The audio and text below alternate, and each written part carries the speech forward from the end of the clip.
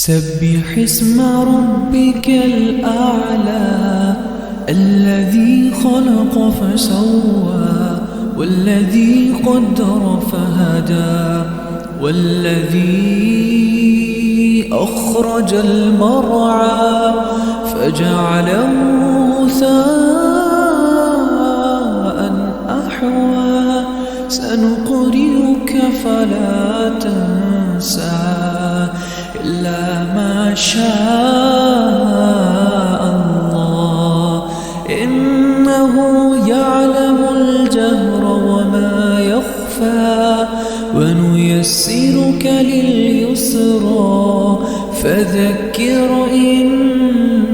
نفعت الذكرى سيذكر من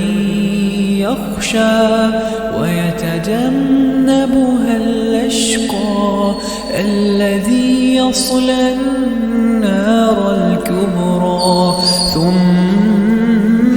لا يموت فيها ولا يحيا قد أفلح من تزكى وذكر اسم ربه فصلى بل تؤثرون الحياة الدنيا والآخرة خير